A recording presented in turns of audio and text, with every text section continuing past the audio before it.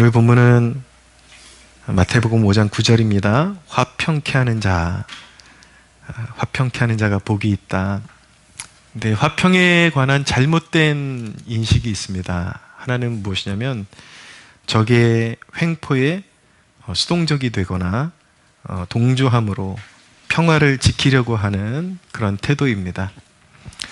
한마디로 굴욕적인 평화라고 말씀드릴 수 있죠.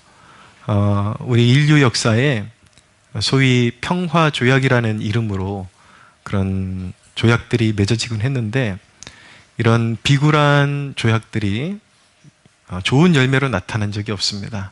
대표적으로 히틀러가 그랬고, 이 나라에도 평화라는 이름으로 여러 번 그런 조약들이 있었지만 저 북한은 끝까지 핵무기를 포기하지 않고 있습니다.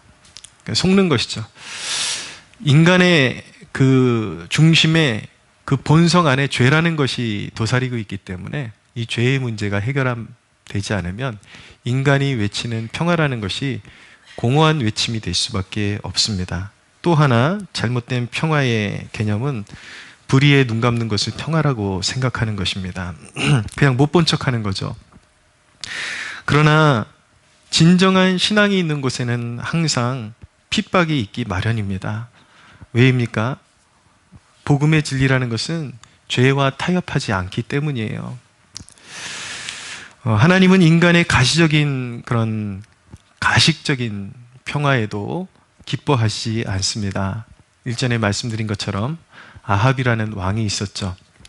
그들은 하나님의 백성들에게는 아합이라는 왕은 하나님의 백성들에게는 굉장히 가혹하고 핍박하는 자였고, 우상 숭배하고 하나님에게 적대시하는 자들에게는 굉장히 인자한 왕이었습니다.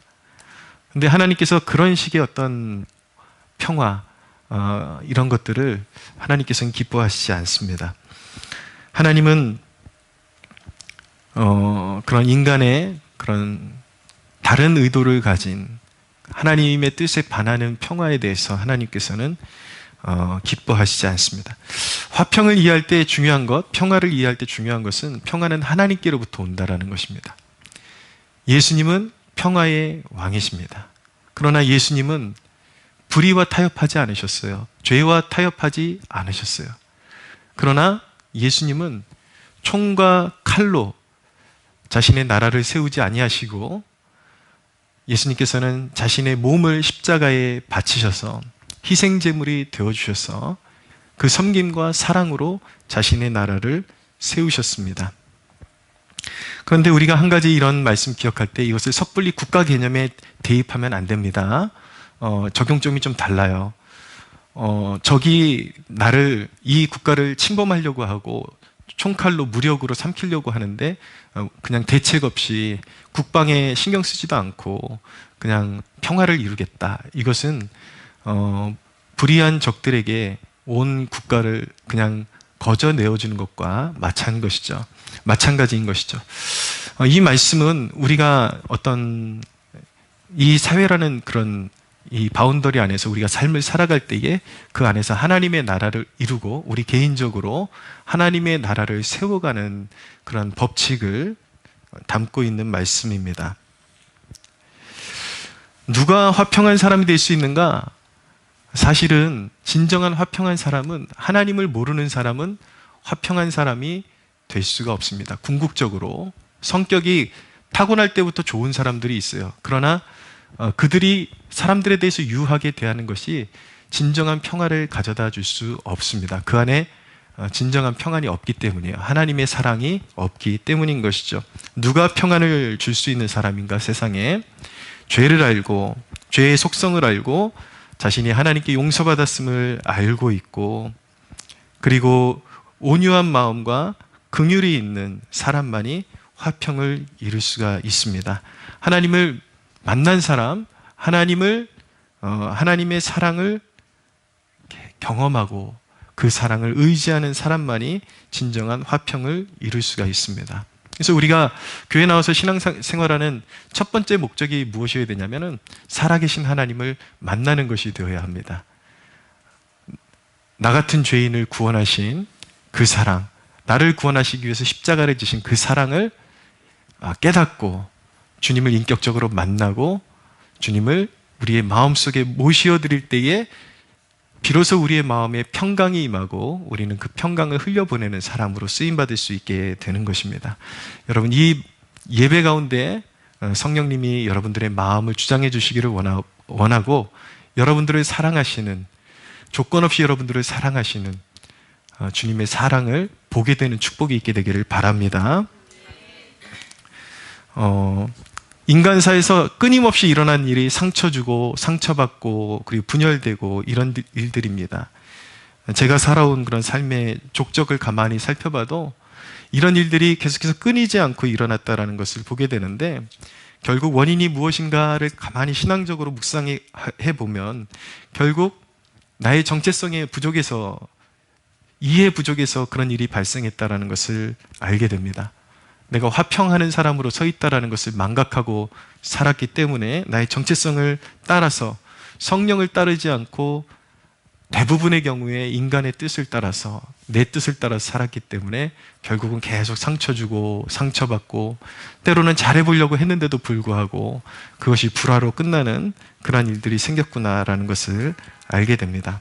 그래서 오늘 본문을 통해서 우리가 구체적으로 배워야 되는 것은 무엇이냐면, 화평을 구하는 사람은 어떤 사람인가, 그것을 우리가 배워야 합니다. 몇 가지로 제가 말씀드릴 텐데, 화평을 구하는 사람은 첫째로 자기 욕구로 인해서 분란을 만들지 않는 사람입니다. 자기의 욕구 때문에 고의적으로 그리고 무의식적으로 분란을 만들지 않는 사람입니다. 여러분, 성경의 스데반을 보십시오. 바울을 보십시오. 그들은 복음의 진리를 타협하지 않았습니다. 우리가 추구하는 것은 진리를 가지고 불의와 타협하면서 얻어내는 거짓된 그런 평화를 원하는 것이 아닙니다. 사도들이 가는 곳마다, 제자들이 가는 곳마다, 진리가 선포되는 곳마다 핍박이 일어났어요. 때로는 막 논쟁이 일어났습니다. 왜 그렇습니까? 타협하지 않는, 진리에 있어서는 절대로 비진리와 타협하지 않는 기독교의 정신 때문에 그런 일이 벌어진 것이죠. 그러나 스데반이 그랬고, 바울이 그랬고, 예수님의 참된 제자들이 그랬고, 그들은 결코 자신의 어떤 욕구에 불만족으로 분란을 일으키지 않았습니다. 그들은 오직 진리 외에 자기 자신을 내려놓는 사람들이었습니다. 화평을 방해하는 두 가지 요소가 있는데, 하나는 무엇이냐면 지배욕이라는 거예요. 남을 내 의도대로 통제하려고 하는 그런 태도. 근데 그것이 여러분 굉장히 강압적으로만 나타나는 것이 아니라, 아이들도 보면은 부모에 대해서 자기가 원하는 대로 안 되면은 땅바닥에 대굴대굴 구르고 칭얼대고 땡깡을 부리고, 이런 것도 사실은 어떤 지배욕의 다른 그림이라고 볼 수 있어요. 따르지 않기 위해서 그런 행동을 하고 있는 것이거든요. 이런저런 모습으로 인해서 인간에게는 기본적으로 지배욕이라는 것이 있습니다. 내 뜻대로 안 되면은 굉장히 신경질적으로 변하고 그런 모습들이 있죠. 그 지배욕이 화평을 갉아먹는 것입니다. 또 하나는 자기 뜻을 고집하는 완고함, 이것이 화평을 깨트리는 것입니다. 하나님을 믿는다고 하지만 자기 뜻이 관철되지 않으면 계속 불평을 하게 되고 원망을 하는 모습. 민수기를 요즘 새벽마다 묵상하고 있는데, 얼마나 며칠을 계속 본문을 읽어도 계속 나오는 것이 무엇이냐면, 백성들이 하나님과 모세를 끊임없이 원망하고 불평하는 그런 내용입니다. 인간의 그런 원망의 그런 쓴뿌리가 얼마나 깊은지, 하나님께 큰 징계를 받고 그런 두려운 그런 징계를 받음에도 불구하고 그게 잘 교정되지를 않아요. 얼마나 인간의 그 마음이 완악한지, 조금만 불편해지면 또 원망하고 또 원망하고, 그 원망의 그 속내는 무엇입니까? 내 뜻대로 잘 안 된다라는 것이거든요. 그러니까 하나님이 가지고 계신 계획보다 나를 내세우다 보니까 자꾸 불평과 원망이 나오고 화합을 깨뜨리는 일들이 벌어지게 되는 것입니다. 사실 불평과 원망은 습관입니다. 우리는 흔히 신앙생활하면서 오해하기를, 좀 더 큰 기적을 보면, 그리고 지금 당장 이 어려운 순간에 어떤 기적을 보면은 원망이 사라질 것 같이 그렇게 생각을 하지만, 이스라엘 백성들을 보면은 하나님이 끊임없이 하늘에서 만나를 내려주시고 메추라기를 내려주시고 홍해가 갈라지는 기적을 보여주시고 그래도 교정이 안 돼요. 원망과 불평은 습관인 것입니다. 결코 기적을 본다고 교정되는 것이 아닙니다. 이 모든 것에 무엇이 있냐면 자아라는 것이 있습니다. 자아라는 것은 무엇? 우리가 신앙적 용어로 이야기할 때 자아를 세운다, 이 뜻은 무엇이냐면 잘못된 자기 사랑을 의미하는 것입니다. 자기를 사랑하되 교정되고 은혜로 변화된 그런 자기를 바라보는 그런 좋은 의도의 그런 모습이 아니라 잘못된 자기 사랑, 끝까지 자기 이기심을 채우고자 하고 자기가 중심이 되고자 하는, 하나님보다 자기가 더 우선이 되고자 하는 그 자기 사랑, 그것을 자아라고 하는 것이거든요. 그런 항상 불평을 만들어내고 이런 그 중심에는 이 자아라는 것이 도사리고 있는 것이죠. 사실은 알고 보면 다 자기의 완고함 때문인데 그냥 자기 뜻대로 하려고 잘 안 되니까 투정 부리고 그런 것인데, 대부분의 사람들은 뜻대로 안 되면 남한테 화를 냅니다. 사실은 하나님이 내게 가지고 계신 어떤 뜻이 있지는 않은지 그걸 먼저 살펴야 되는데, 이 완고한 인간은 뜻대로 되지 않으면 그 원인을 계속 남한테 돌리려고 합니다. 그러면서 화를 내고 미워하고 비협조적이 되는 것입니다. 그래서 결국 불화가 생기고 마는 것입니다. 결국 그 중심은 무엇인가? 죄라는 거예요. 인간의 그 깊은 내면 안에서 도사리고 있는, 그리고 자기도 모르게 자기를 끌어가는 죄라는 놈이 도사리고 있는 것이죠. 근데 기독교인은 완전하진 못해도 이것을 알고 있는 사람이에요. 누가 기독교인인가? 기독교인은 이 모든 불화가 죄로 비롯됨을 알고 있습니다. 상대방의 이기심, 또 나의 이기심, 이런 잘못된 내 뜻대로 하려고 하는 고집, 이런 것이 결국은 불화를 만들어낸다는 것을 알고 있기 때문에, 그래서 참된 기독교인 그리고 화평의 사람은 죄를 피하고 다스리는 것을 배워가는 것입니다. 여러분, 신앙생활하면서 모든 불화의 그 속성에 죄라는 것이 도사리고 있음을 눈뜨게 되고, 하나님이 기뻐하시는 것이 무엇인지, 나를 화나게 만들고 짜증나는 그 상황 속에서도 이유가 합당할지라도 그 죄의 속성을 깨닫고 그것을 주님의 능력으로 다스려갈 수 있는 여러분들 되시기를 주님의 이름으로 축복합니다. 한 번에 되는 것이 아니라 평생에 걸쳐서 훈련이 되어져야 되는 부분입니다. 그러나 누구에게 복이 있다라고 말씀하고 있습니까? 화평케 하는 자에게 복이 있다. 두 번째로 화평을 구하는 사람은 이 땅에서의 권리와 집착을 내려놓은 사람입니다. 기독교인은 주님을 섬길 권리밖에 없는 사람입니다. 사람이 사회생활하면서 무시당하는 것만큼 참기 힘든 것이 흔치 않습니다. 무시당하면 굉장히 기분이 나쁩니다. 누군가와 비교해서 내가 차별 대우받고 있다는 그런 생각이 들 때 굉장히 찝찝하고 화가 납니다. 내가 저 사람만큼 대우받지 못하는 것 같다라는 생각이 들 때 굉장히 불쾌해지죠. 그러나 화평의 사람은 자기가 섬겨놓고서도 누구도 나를 알아주지 않는다 할지라도 내가 그 모든 것에 주님을 섬긴다는 마음으로 인내하는 사람이 바로 화평한 사람인 것입니다. 이 세상을 살아가는 데 있어서 재산 때문에 싸움이 얼마나 많습니까? 형제간에. 뉴스를 보십시오. 심심치 않게 등장하는 것이 무엇이냐면 재산 분쟁입니다. 부모로부터 재산을 나누는 문제 때문에 형제들 간에 싸움이 나죠.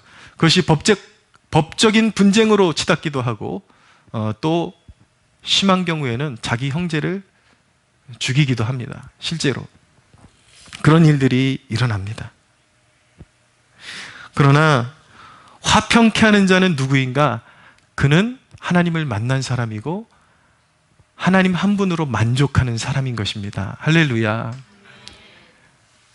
하나님으로 만족하는 사람은 자신의 남은 모든 일생 가운데 살아계신 하나님이 함께 하심을 믿기 때문에 두렵지 않습니다. 하나님이 결코 우리를 버려두지 아니하시고, 히브리서 13장에 돈을 사랑하지 말라고 하나님께서 말씀하시면서 한 가지 당부하는 말씀이 무엇이냐면 결단코 내가 너희를 버리지 아니하리라고 말씀하고 있습니다. 할렐루야. 네. 여러분들을 향하신 연단의 목적이 있어서 잠시 가난하게 될 수는 있지만 하나님은 결코 여러분들을 버리지 아니하십니다. 하나님은 우리가 믿음으로 따라가는 그 발걸음마다 반드시 하늘에서 비를 내리듯이 양식을 공급해 주시고 인도해 주십니다. 그것을 믿는 사람은 이 세상에 자기 권리에 집착하지 않아요. 그런 돈 때문에 그런 분쟁에 휩싸이는 것을 기뻐하지 않습니다. 기독교인은 나라는 존재가 부인된 사람이에요. 사실은 권리라고 할 것이 없는 사람이에요. 내가 주장할 권리라고 할 것이 없는 사람이 바로 기독교인입니다. 누가 기독교인입니까? 내가 처절히 영적으로 버려졌던 사람인 것을 아는 사람이죠. 영적으로 피투성이가 되었고 아무것도 아니었는데 하나님이 우리를 은혜로 거두어 주셨습니다. 아들의 그 사랑을 입혀주셨습니다. 하나님의 아들이 우리와 같은 자격 없는 사람들을 구원하시기 위해서 기꺼이 고난받으시고 십자가에 오르시고 우리를 구원하시기 위해서 피를 다 쏟아주시고 우리가 그를 바라보고 믿을 때의 자녀라고 불러주셨습니다. 할렐루야. 우리는 하나님의 넘치는 사랑을 받은 사람들이에요. 영적으로 우리는 이미 모자람이 없는 사람들입니다. 이미 하나님의 사랑은 우리에게 임했고 믿음 안에서, 그리고 하나님의 사랑은 지금도 함께하고 계십니다. 하나님의 사랑은 믿는 자에게 부족함이 없습니다. 믿는 사람은 천국을 유업으로 받은 사람입니다. 그래서 여러분, 이 땅에 있는 것들에 집착하지 않는 사람, 이미 하나님의 사랑을 넘치도록 받고 있기 때문에 세상 사람들이 조금 몰라줘도, 내가 수고한 거 누군가가 잘 몰라줘도 거기에 너무 연연하거나 집착하거나 상처받지 않는 사람이 바로 기독교인입니다. 적어도 그런 사람이 되려고 노력해야 합니다. 할렐루야.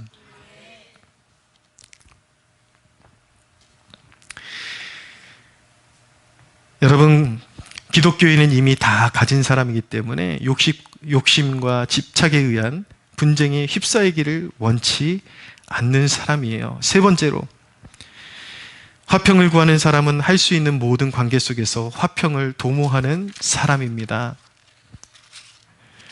그것은 세상이 저지르고 있는, 그리고 누군가가 저지르고 있는 죄악된 행위를 묵과한다라는 뜻이 아닙니다.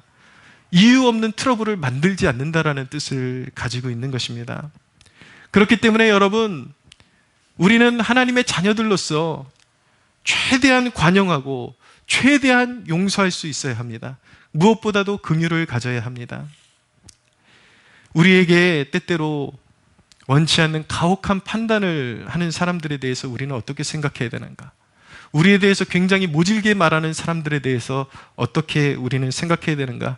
그들의 영적인 형편을 이해하는 사람이 화평케 하는 사람이에요.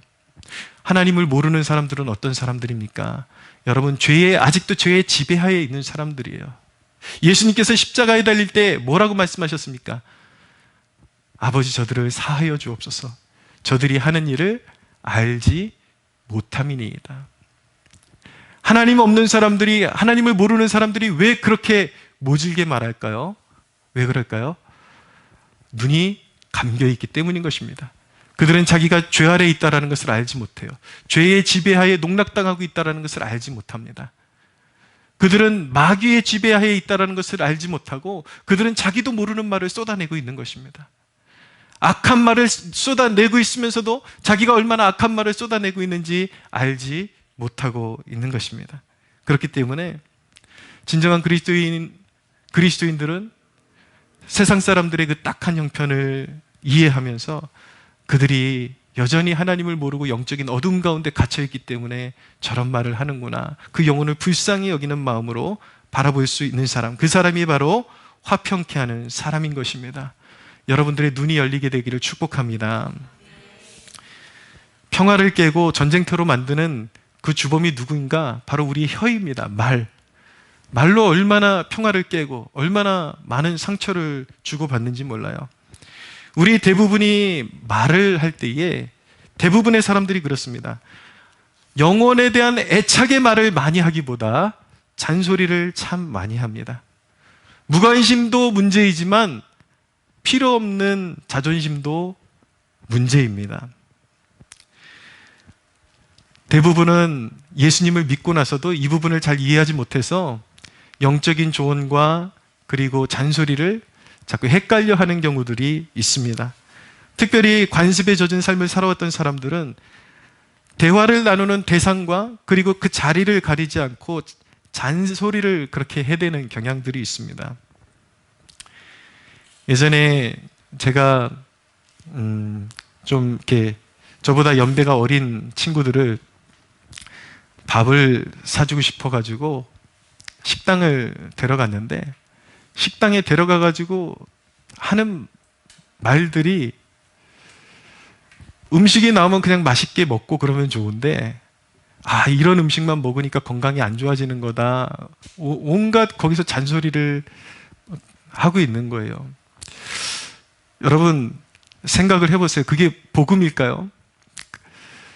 대접하는 사람에게도 그것이 예의가 될 수 없는 것이고, 그것이 결코, 만약에 그런 어떤 건강에 대한 어떤 이슈가 있어서 그런 다른 자리에서 어떤 음식은 건강에 좋고 어떤 음식은 건강에 해롭고 이런 이야기는 가하겠지만, 맛있게 같이 음식을 먹고 또 대접하는 사람 앞에서 계속 이런 음식들을 먹으니까 건강이 어떻고 저떻고 이러는 것들은 결코 덕이 될 수 없는 그런 대화의 내용인 것이죠. 그런데 여러분, 제가 일례로 여러분들에게 말씀드린 것이지만 우리 중에 상당한 부분의 대화가 이런 식일 때가 참 많습니다. 때를 가리지 않고 대상을 가리지 않고 오히려 고마워하고 감사해야 할 그런 자리에서 오히려 불평을 쏟아놓거나 어떤 안 좋은 그런 부정적인 말을 자꾸 쏟아놓을 때가 있는데, 그런 것들 때문에 관계가 자꾸 어그러지게 되는 것입니다. 웃고는 있는데 속으로 씁쓸한 그런 마음이 계속 이렇게 자리 잡게 되는 것이죠. 결국은 그런 것이 관계를 좋지 않게 만들어가는 그런 요인이 되기도 하는 것입니다. 서로에 관해서, 가정에서도 부부간에, 그리고 자녀한테도 그렇고, 너무 지나친 그런 잔소리가 오히려 그릇된 길로 이끌어갈 수 있다는 것도 우리가 기억할 필요가 있습니다. 험담하는 사람, 말을 악하게 옮기는 사람, 분란을 조장하는 사람은 화평의 사도가 아닙니다. 그런 습관을 가진 사람들은 귀신의 것을 전염시키는 사람인 것입니다. 그렇기 때문에 화평의 사람은 가장 조심해야 되는 것이 무엇이냐면, 말을 가장 절제할 줄 아는 사람이 되어야 하는 것입니다. 말을 아름답게 사용할 줄 아는 주의 백성들 되시기를 축복합니다. 이 말 때문에 참 좋은 관계가 사단이 날 때가 참 많습니다. 제가 영락교회에서 전임전도사를 할 때 저를 굉장히 챙겨주시던, 저는 그때 전도사였고 그분은 이제 연차가 더 높아서 이미 목사 안수를 받고 부목사로 있는 분이었어요. 나이 연배는 비슷해요, 저랑. 저보다 한 살 많나. 그런데 얼마나 형님처럼 저를 잘 챙겨주셨던 그런 목사님이 계십니다. 근데 이분이 우리 가정을 생각해가지고 저 지방에 있는 어떤 영성 프로그램이 있는데 그게 참 좋다라는 거예요. 같이 갔으면 좋겠다고. 그래서 관계도 좋고 하니까 저희가 이제 같이 동행을 했습니다. 동행을 했는데 그 영성 프로그램이 좀 사람에 따라서 호불호가 갈리는 그런 프로그램이었어요. 이제 우리 같은 경우는 우리랑 같이 동행했던 그 목사님 가정은 그 영성 프로그램이 너무 마음에 들었던 것이고, 우리 같은 경우는 좀 뭔가 이렇게 이질감이 느껴지는 그런 부분이 있어서 그렇게 썩 좋지는 않았습니다. 근데 같이 이제 여행을 갔다 왔는데 제 이제 후배 전도사가 어땠냐고 물어보는 거예요. 어땠냐고. 같이 놀러 갔다 온 걸 알고서 어땠냐고 물어보길래, 여행은 참 좋았는데 그 프로그램 자체가 이렇게 잘 맞지는 않았다. 이제 그렇게 얘기를 전했어요. 그랬더니 이 후배 전도사가 나랑 같이, 우리와 같이 동행했던, 그렇게 호의를 베풀어줬던 목사님한테 가가지고, 이 이전도사님이 이제 저 얘기하는 거예요. 이전도사님이 그 프로그램 아주 쉐시였다. 그렇게 전했다는 거야. 그렇게 전한 거예요. 아주 쉐시였다. 어감이 너무 다르잖아요. 근데 그 한마디 때문에 그 좋은 관계가 그냥 금이 가고 깨져버리고, 우리가 그것을 이제 수습하기 위해서 뭐 이렇게 좀 좋은 이렇게 모습으로 다가가기도 했는데, 한 번 그 상처가 간 그 관계가 아물지를 못하고 이제 우리에 대한 그 신뢰가 완전히 깨져 버리게 된 것이죠. 굉장히 호의를 베풀려고 했는데 중간에 말을 잘못 전해준 사람 때문에, 말이라는 것이 얼마나 민감하고 이 잘못된 말이, 왜곡된 말이 얼마나 불이한 열매를 맺을 수 있는지를 알아야 되죠. 그 사건을 겪고 나가지고 제 자신도 돌아보았습니다. 남한테 호의를 받았을 때에 결코 제3자에게 그것에 대해서 어떤 혹평, 안 좋은 평가를 함부로 해서는 안 되겠다라는 그 좋은 관계를 잃고, 너무 좋은 목사님이었는데 제가 얼마나 그때 이후로 말을 잘못하는 것에 대해서 얼마나 후회를 하고 그렇게 중요한 교훈을 얻었는지 모릅니다. 말을 잘하는 것이 지혜입니다. 화평케 하는 사람은 가장 신경 써야 되는 것이 무엇인가? 성령 안에서 말하는 법을 배우려고 해야 되고, 말하는 지혜를 사모할 수 있어야 합니다. 할렐루야. 우리 대부분은 싸워도 바뀔 수 없는 것을 놓고 싸우고 있습니다. 가정에서도 왜 분란이 끊이지 않습니까? 결코 인간의 힘으로 풀 수 없는 문제를 가지고 싸우기 때문에 안 풀리는 것입니다. 민수기 20장에 보면은 하나님께서 이스라엘 백성들을 행진을 시키시는데 에돔 족속이 있는 땅으로 가라고 하셨습니다. 하나님이 알면서 보내셨어요. 그래서 이스라엘 백성들이 가서 에돔 족속 왕에게 우리가 이 땅을 지나가기만 할 것이다. 만약에 이 땅을 지나가면서 물을 마시거나 그렇게 한다면 값을 지불할 것이고 평화롭게 우리는 이 땅을 지나갈 것입니다. 그러니 당신의 땅 중심으로 우리 백성들이 지나갈 수 있도록 그렇게 배려를 해 주십시오 라고 요구를 했는데, 이 에돔의 왕이 마음이 강팍해져 가지고 그것을 거절했습니다. 그러니까 이스라엘 백성들이 빨리 갈 수 있는 길을 놔두고 우회할 수밖에 없는 그런 거절을 당하게 된 것이죠. 그러니까 길이 힘들어지니까 이스라엘 백성들이 또 원망을 합니다. 지도자를 원망하고 또 싸우기 시작합니다. 분열되기 시작합니다. 근데 여러분들이 기억해야 되는 것은 무엇이냐면, 하나님이 보내신 그 길도 때로는 막힐 때가 있다라는 것입니다. 거기에는 하나님의 뜻이 있기 때문이에요. 사실은 그 에돔 족속의 왕을 하나님이 테스트해 보신 거예요. 하나님의 뜻에 합당하게 행동하는지, 합당하게 행동하면 그들에게도 복이 있었을 텐데, 에돔 족속이, 에돔의 왕이 완고하게 했기 때문에 결국은 하나님의 백성들을 맞이하지 않았기 때문에 이후에 에돔 족속은 멸망하는 심판을 받게 됩니다. 여러분, 하나님의 백성들을 홀대하는 것이 그만큼 위중한 죄라는 것을 혹시 알고 있습니까? 그런 에돔의 왕을 향하신 하나님의 뜻이 있었기 때문에 하나님이 그 땅으로 보내신 거예요. 이유 없이 보내신 것이 아니에요. 또 하나의 뜻은 무엇이냐면, 하나님께서 조금 어려운 길로 돌리시는 그런 것처럼 보인다 할지라도 그것을 통해서 하나님의 백성들을 훈련시키시는 것이었습니다. 어떤 상황 가운데서든지 하나님의 말씀에 합당하게 행할 수 있는 종들로 하나님께서 훈련하시기 위해서, 그들에게 인내와 순종을 가르치시기 위해서 하나님께서 그곳으로 가라고 하셨지만 하나님이 이미 거절당할 것을 알면서도 그 길로 보내신 것입니다. 우리에게 일어나는 모든 일들, 우리 가정사에서 일어나는 그 모든 일들이 사실은 그런 하나님의 통제하에, 하나님의 허락하심 가운데 이루어지고 있다는 것을 안다면, 현명한 가정이라면 부부가 합심해서 하나님께 새로운 길을 보여달라고 기도했을 것입니다.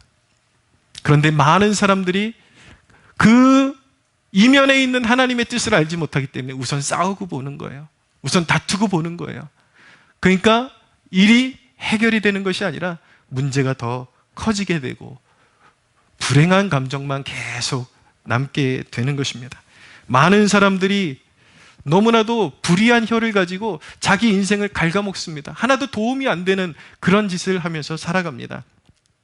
제가 어제 설교 준비를 마치고 잠시 이제 그 유튜브를 보면서 분당 우리 교회 이찬수 목사님 설교가 이렇게 컷 편집이 된 게 뜨길래 좀 뭐 이렇게 좀 저한테 이렇게 좀 흥미로운 주제를 다루신 것 같아가지고 클릭을 했어요.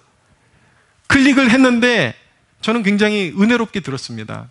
은혜롭게 들었는데 그 밑에 댓글 보니까 대뜸 댓글이라고 다루는 사람들의 댓글이 어떤 댓글이냐면 너나 잘해 이런 댓글이에요. 전혀 그런 주제가 아닌데 거기에 차별금지법이 지금 통과되게 생겼는데 이런 말이나 하고 있네. 주제가 다른 거잖아요, 여러분. 분당 우리 교회 이찬수 목사님이 차별금지법을 찬성하는 분이 아니거든요. 주제가 다른 것이죠. 말씀을 클릭했으면 예배하는 마음, 그리고 하나님께서 이 목회자를 통해서 어떤 말씀을 주실지에 대해서 관심을 가져야 되는데 참 희한한 사람들이 있어요. 그럴 바에 왜 설교를 듣는지 모르겠어요. 저도 설교를 이렇게 유튜브로 업로드 시키지만 기다렸다는 듯이 거의 가장 초반에 다 듣는 사람들이 있어요. 듣고서 너나 잘해 이런 식으로 댓글 다는 사람들이 심심치 않게 있습니다. 여러분, 자기 영혼 왜 그렇게 살까요? 왜 시간 낭비하면서 일일이 그 어떤 설교자들 설교 찾아가면서 그 아까운 시간에 자기 영혼을 생각하지 않고, 여러분, 우리 동성애도 반대해야 되고 차별금지법도 반대해야 하고 다 되지만 예배를 드리는 이유는 무엇입니까? 말씀을 받는 이유는 무엇입니까? 먼저 우리가 하나님 앞에 고쳐야 될 부분은 없는지, 전인적으로 말씀하시는 신앙의 주제가 여러분 동성애만 있는 것은 아니잖아요. 여러 가지. 우리는 동성애를 반대하지만 하나님 앞에 우리의 마음이 영적으로 얼마나 불결하고 음란한 사람인지 하나님께서 그것을 가르쳐 주실 수도 있는 거잖아요. 근데 여러분, 뭐 클릭만 하면은 정치인들 얘기 나오고, 클릭만 하면 뭔가 꽂히기만 하면 차별금지법, 동성애, 정치인. 여러분, 이거는 일종의 발작성 아닙니까? 여러분, 나라를 사랑하는 것도 우리가 말씀을 받아서 하나님 앞에 내 삶을 고치고 고침받고 회복되어지고 진정한 죄의 본질이 무엇인지를 깨닫고 하나님 앞에 우리가 꿇어 엎드리는 마음으로 내 자신이 고쳐지고 하나님과의 바른 관계 속에서 우리가 정치에도 참여하고 옳은 말도 하고 해야지. 무슨 병자처럼 그렇게 뭐만 나오면 그렇게 설교자들 공격해대고, 그것이 어떻게 그 영혼이 여러분 살 수 있겠습니까? 그렇게 부정적인 입술로 늘 어디 가든지 원망만 쏟아내고 불평 쏟아내고 그리고 공격하는 말투로 그렇게 사람들에게 쏟아내고, 여러분, 그 영혼이 온전해질 리가 없는 것입니다. 하나님께서 네 말이 내 귀에 들린 대로 행하겠다라고 말씀하고 있습니다. 사랑하는 여러분, 살리는 말, 겸손한 말, 힘을 주는 말, 영적으로 세우는 말을 더 많이 하는 여러분들 될 수 있기를 주님의 이름으로 축원합니다.